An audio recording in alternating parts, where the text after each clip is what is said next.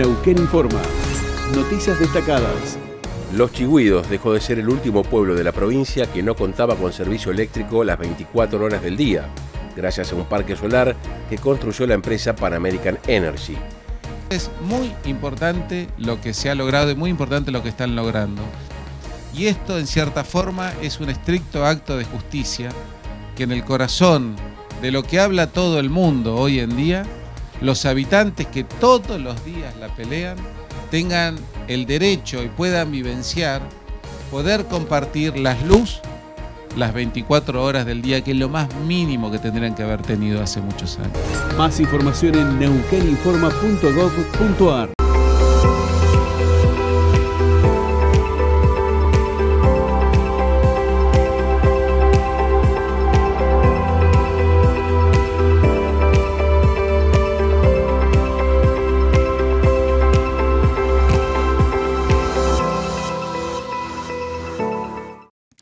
¿Qué tal? ¿Cómo están? Bienvenidos a Panorama. Vamos a hablar en un ratito más con Dante Scatamburlo, que es el presidente de la Cámara de Comercio de Neuquén, ACIPAN. Según el último informe que elaboró ACIPAN, petróleo, empleo y la actividad aeroportuaria creció en Neuquén, pero cayeron las ventas en supermercados. Esto lo reveló el Observatorio Económico.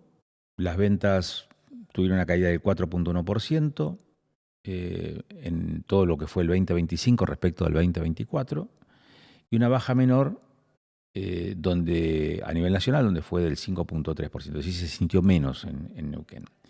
En contraste, el sector energético tiene un fuerte dinamismo, o ha evidenciado un fuerte dinamismo. Y la producción de petróleo creció casi un 30% anual, mientras que la producción de gas un 4%. ¿Cómo derrama esto en la economía? Será parte de esa charla con Dante Scatamburlo.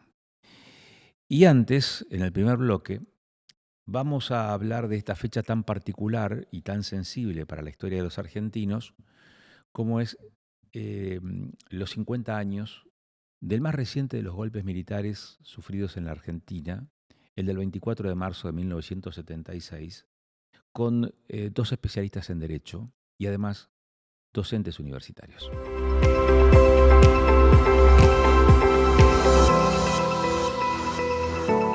El tema que nos ocupa son los 50 años del golpe del 76.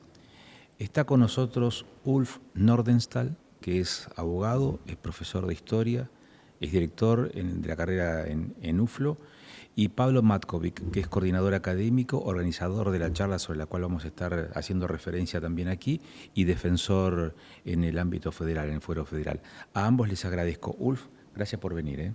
Bueno, muchas gracias a vos por invitarme. Bueno, y lo mismo para vos, Pablo. Muchas gracias. ¿Qué es el 24 de marzo? El 24 de marzo es una fecha de por sí emblemática, ¿no? Hoy son 50 años. 50 años no es poco, pero a la vez parece que no es mucho, ¿no? Porque aún seguimos debatiendo, discutiendo, analizando, evaluando lo que fue tal vez la página más triste en la historia actual argentina. Un golpe militar, de los muchos golpes que se venían dando desde la década del 30 del siglo pasado, pero que resultó en un proceso sangriento de destrucción, tanto de lo que fueron las redes sociales, familiares, como también de la economía mismo de la Argentina, ¿no? O sea, creo que estamos en un momento bisagra en el cual volver a reflexionar sobre el 24 de marzo, creo que nos va a permitir a nosotros posicionarnos mejor frente a este momento histórico que estamos viviendo ahora. Pues es que las personas solemos analizar la realidad a partir de lo que somos, y lo que somos a veces está, digo, de identidad, ¿no? Y la identidad a veces está forjada también por el trabajo. Me va a interesar después que me cuentes cómo analizás esto, si desde la historia o desde el derecho. Pero yo no sé si me cabe en duda respecto de que Pablo lo analiza más desde el punto de vista del derecho o de la política. Pablo, ¿Qué es para vos el 24 de marzo? ¿Lo analizás desde el punto de vista de la justicia, el funcionamiento de la justicia? ¿Lo evaluás, lo ponderás desde lo político? ¿Cuál es tu Creo lectura?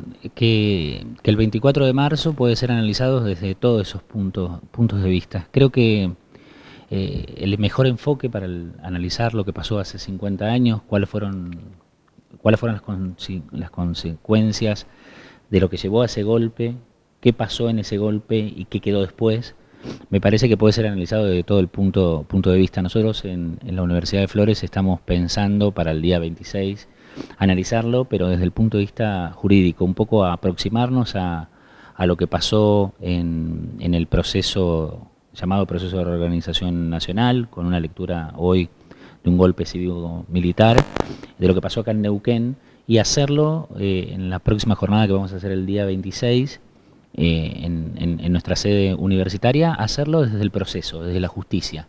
Cómo la justicia pensó y juzgó estos hechos, que creo que nos puede dar una mirada de qué tenemos. Creo que siempre la mirada de la historia sirve para cambiar el presente y mejorar el futuro.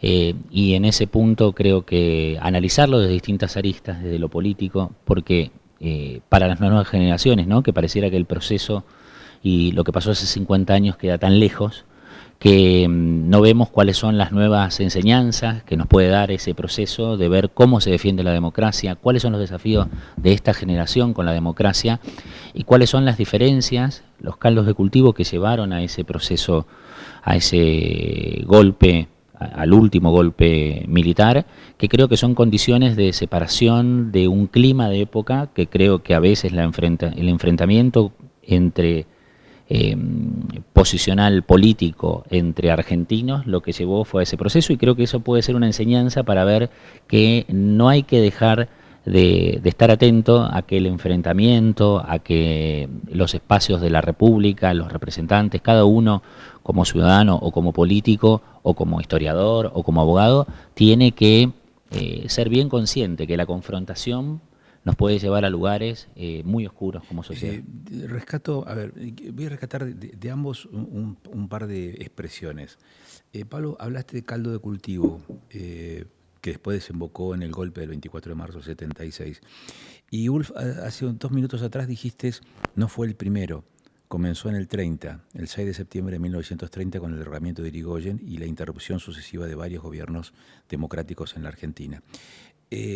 ¿Primó la visión histórica o es la visión que no se puede perder? Sí, Cicerón decía que la historia es la maestra de la vida, ¿no? Pero los hechos históricos siempre los analizamos y los evaluamos con preguntas del presente, ¿no? O sea, no podemos hacer preguntas del pasado para entender los hechos históricos. Y nosotros hoy estamos haciendo preguntas a lo que fue lo ocurrido hace 50 años atrás, precisamente desde el presente que estamos viviendo, ¿no?, con las consecuencias de todo este proceso, con las dificultades que acarrea el tener que hablar de memoria a jóvenes estudiantes que nacieron 30 años después de estos hechos. Lo difícil que es justamente posicionarse en ese lugar, ¿no? Entonces, la academia o la universidad se encuentra en un desafío muy grande de poder justamente rescatar, ¿no?, todas las enseñanzas que nos permite ese análisis histórico para traerlos al presente y trabajar con los estudiantes sobre esta realidad. O sea, es imposible que un estudiante de Derecho que esté cursando la carrera de abogacía no pueda comprender tal vez qué significó para el mundo jurídico el corte de un proceso democrático, la imposición de una dictadura y la vulneración de los derechos humanos más grande que hubo en Argentina en toda su historia, ¿no? Cuando uno habla de este acontecimiento, rápidamente aparecen consignas, ¿no? Y es, por lo menos en mi caso, es casi ineludible pensar memoria, verdad y justicia. Justicia no como virtud, como lo plantea Platón o Aristóteles, pero sí como la justicia de los hombres. Y de eso podemos hablar extensamente. verdad es un concepto filosófico y ¿cuándo nos pondríamos de acuerdo, ¿no? Respecto de lo que es la verdad? Y el término memoria, el concepto de memoria, aparece también relacionado con este episodio y ahora, ante la la tarea que implica volcar todo lo que se puede volcar respecto del 24 de marzo a las nuevas generaciones que a lo mejor no lo tienen en su radar porque son posteriores al 24 de marzo, se complica también la de memoria porque ahora aparece memoria completa como concepto actual. ¿Cómo los interpela, cómo tracciona, digamos, estas percepciones que existen respecto a estos procesos históricos a la luz de lo que está pasando en la actualidad? ¿Pablo? La verdad que es una reflexión muy, muy inteligente la que haces. Por supuesto que en tiempos de posverdad, la verdad que va entrelazada a esa cuestión de memoria, tiene una relectura. Lo que creo que no hay que enojarse con esa situación, con esas nuevas lecturas, lo que hay que hacer es discutirlas, hay que complejizar los procesos. Por supuesto las preguntas que, como lo marcaba Ulf, que tenemos ahora, son distintas a las que teníamos cuando recién volvió la democracia. Los desafíos son distintos. Creo que lo que sí tenemos una oportunidad a la distancia, a 50 años, es hacer una lectura compleja de la situación, pero sin dejar de ver cuáles fueron las razones, cuál fue la atrocidad que pasó y cuál fue la necesidad también de juzgamiento. También la Argentina tuvo un proceso en cuanto a la justicia de ir y venir. Está el primer juicio a las juntas que lo ordenó el presidente Alfonsín en el inicio del proceso, a el entonces procurador, y eso desencadenó en el juicio llamado a las juntas militares, pero después de ese proceso hubo una primer ley a partir de la discusión de aquel momento, la llamada ley de punto final, que no dio respuesta acabada a los militares que pedían no ser juzgados. Después apareció la ley de obediencia debida y dejó afuera a muchas personas sin poder juzgar, y lo que pasó en aquel momento es que muchas personas se quedaron sin respuestas. Es interesante porque en el medio de ese proceso aparecieron los llamados juicios por la verdad que lo ordenó la Comisión Interamericana. Las víctimas necesitaban y tenían que tener respuesta de qué había pasado. ¿Te puedo señalar algo? Sí. Porque pero también estuvieron los indultos. Claro. Y el último punto, el último jaque a todo eso fueron el proceso de los indultos que dictó el expresidente Menem, el 1002, el 1003 y el 1002, el 1004 y el 1005. Donde indultó a todas las personas que habían sido condenadas en ese proceso, tanto militares como personas que fueron condenados por delitos comunes, pero asociados a lo que se conocía como el terrorismo, y eso nos dejó las intenciones de aquel momento. Hubo un pequeño grupo que cuestionó esta decisión, pero en aquel momento, en los 90, tenían un desafío distinto, y lo que se planteaba esto era como una pacificación nacional, ¿no? Como un reseteo de lo que había pasado y continuar hacia adelante.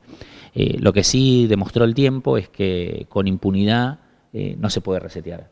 Y sin un proceso, en otros lugares ocurrió de una manera distinta. Por ejemplo, en Sudáfrica, que ocurrió de una manera, hubo tribunales donde las víctimas se confrontaban con los victimarios, y esos procesos fueron de reparación. Ulf lo puede contar después de eso, que fueron otros procesos en el mundo de cómo se sale lo que se conoce como justicia transicional, ¿no? Es un concepto que no se usa mucho, pero popularmente, pero es un concepto de cómo un proceso sana y juzga los procesos anteriores. Creo que el desafío, para redondear la respuesta de lo que vos me planteás, es, bueno, tenemos que tener una mirada compleja, hacernos cargo de las nuevas preguntas que tienen las generaciones y dar argumentos. Me parece que espacio como este que vos estás dando en el día de hoy y el 24 funciona como un espacio de reflexión para analizar las consecuencias que tenemos, que se linkean con esas condiciones de caldo de cultivo previamente y las que tenemos hoy, que son los discursos de odio, ¿no? Los discursos de odio que rondaban, y el clima de época de los 70, que hacían como algo muy natural que el proceso, todo el mundo sabía que iban a haber un golpe militar y se tomaba como natural. A la mirada que tienen los chicos, eso no podría pasar. Bueno, pero ¿por qué en aquel momento era tan natural y hoy es imposible? Pero en el medio, ¿cuáles fueron las condiciones? Y yo creo que las condiciones estuvieron dadas por múltiples, pero uno de los factores muy importantes que nos circundan como sociedad hoy son los discursos de odio. Es la rivalidad entre argentinos, es la rivalidad entre con el que piensa distinto. Y creo que eso es el mayor desafío que tenemos de aprendizaje, y lo que creo que, al menos desde el lugar donde me toca dictar, en la universidad, en las cátedras donde estoy a cargo y en la jornada que vamos a hacer, es reflexionar sobre eso. Me parece que son respuestas a esas nuevas preguntas que nos traen las generaciones nuevas, y plantear, no enojarnos con aquellos que dicen, no, mira, que hay una memoria completa. Me parece que lo que hay que hacer es discutir, es traerle reflexiones, es mostrar lo que hubo y es mostrar lo que tenemos y el riesgo que tenemos como sociedad de estar inmersos en discursos de odio, ¿no? Y en naturalizar esos discursos de odio, con la magnificación que hoy tienen las redes sociales, ¿no? Hoy los discursos de odio se ven en el colegio, entre compañeros, en la universidad, en la rivalidad política, en la rivalidad profesional, en la rivalidad periodística. Me parece que eso son llamados de atención que tenemos que tomar aquel 24 de marzo del 76 como para reflexionar qué tenemos hoy y cuáles son los nuevos desafíos que tenemos como democracia, sin olvidar que fuimos capaces como sociedad de tolerar eso y de pasar por esa cuestión tan dura. Bueno, la Argentina lo ha intentado resolver como ha podido, con idas y vueltas, pero creo que es algo muy bueno que el 24 de marzo sea una jornada no solo para irse de fin de semana largo, sino también de reflexionar de lo que pasó. Ulf, ¿seguís dando clases de historia? Sí. Eventualmente doy clase de historia. ¿Y cómo se plantea la clase del 24 de marzo? Bueno, las clases 24 de marzo se plantean desde el lugar de la interpelación, ¿no? O sea, fechas que nos interpelan, que nos hacen reflexionar y pensar principalmente sobre lo que es el valor de la democracia, lo que es el valor de la defensa de los derechos humanos, lo que es el valor del diálogo como elemento, ¿no? Como herramienta de cerrar disputas, ¿no? Recién escuchaba a Pablo también. Si bien la opción militar hoy no es una alternativa, no podemos olvidarnos que el golpe del 76 fue un golpe cívico-militar, o sea, hubo sectores de la sociedad civil involucrados que en algunos casos, muy pocos, también fueron juzgados y hoy tal vez se han transmutado o se han reseteado, como decimos, desde el sector democrático y están vigentes todavía en nuestra sociedad. Por eso creo que esto de la memoria completa es algo que tenemos que tomarlo, que tenemos que dar el espacio para conversarlo, para, como decía antes, ¿no? A través del diálogo, procesos como el que comentaba Pablo en Sudáfrica, o también tomo el proceso colombiano, ¿no? del diálogo por la paz, en el cual las partes se reunieron, sentaron y conversaron, y a través del diálogo fueron concertando algunos acuerdos. Creo que es necesario, sí, dar el debate, dar la discusión, pero sin olvidar lo otro, ¿no? Sin olvidar que la única forma de compromiso social que tenemos en nuestro país es el sistema democrático y justamente el valor de los derechos humanos como un valor indispensable que no debemos en ningún momento renunciar, ¿no? Aprovecho que los dos son abogados para hacerles esta consulta, porque, corríjame si me equivoco, pero entiendo que esta fue, digamos, los cabecillas de la última dictadura militar, fueron los únicos que fueron sentados en el estrado de los acusados. Es decir, me da la sensación de que hay un proceso interesante, no un proceso judicial, quiero decir, y político, en donde quienes habían participado, quienes habían encabezado un gobierno no democrático, sino de facto, de hecho, fueron sentados frente a un tribunal de jueces. Y esta fue la primera ocasión, no fue el único el 76. Debe haber por lo menos media docena de golpes de Estado desde el 30 hasta el último, hasta el más reciente. Pero esta fue la primera vez que fueron sentados en los tribunales, frente a tribunales, y lo que no me quedan dudas, aunque no tengo pruebas, es que sí, testimonios a partir de la lectura, de que los otros procesos militares no fueron menos violentos o menos y no solamente ilegítimos, sino cometiendo acciones ilegales, como por ejemplo afectar los derechos humanos. Pero me da la sensación de que ahí hubo un quiebre importante. Ahora todavía no termina, seguimos hablando de ese quiebre, ¿no? 30 segundos y vamos cerrando. Pablo. Creo que sí había una naturalización en la sociedad de los procesos. Creo que el último fue el más sangriento, el que tuvo un nivel de desarrollo y territorial que nadie imaginaba en ese momento, y creo que nos queda como reflexión que muchas veces las cosas pueden ser peor si no estamos muy atentos a las cosas y aprender del pasado. Así que me parece que ese proceso fue realmente complejo y inusitado en el marco de crueldad que tuvo a los golpes previos, por el nivel de masividad, por el nivel de desarrollo, por el nivel de crueldad, donde el secuestro, la tortura y el homicidio y la desaparición de personas se desarrolló como nunca antes había pasado en la Argentina, y creo que desde ese lugar hay que tener en cuenta que fue muy grave, distinto a todos, y que tenemos como desafío como sociedad, como dije hoy, aprender de aquello y ver cuáles son las nuevas formas de estar alerta y defender la democracia, ¿no? Entre todos. Ulf. Sí, este último golpe fue en realidad diferente de los demás. O sea, si bien en el 55 tuvimos personas ejecutadas, inclusive condenadas a muerte, hubo cadáveres, hubo cuerpos. Este proceso incluyó la figura del desaparecido, la apropiación de bebés. O sea, hubo una serie de situaciones que creo que marcaron definitivamente este golpe. Por esto lo que decías de la importancia de los juicios, la Argentina fue destacada a nivel mundial por haber realizado estos juicios y continuar realizando estos juicios. Y por eso invitamos a todos ustedes el día 26, el jueves, a partir de las 4 horas, 16 horas, en nuestra sede de Independencia y Buenos Aires, donde vamos a realizar una jornada de reflexión con la participación de los jueces, fiscales y demás involucrados en el primer juicio que hubo en Neuquén, la Escuelita 1 se llamó en el año 2008, para poder, junto con nuestros estudiantes y la comunidad en general, hablar, pensar e interpelarnos también, como decía antes, sobre esta situación, este 24 de marzo, en nuestra realidad actual.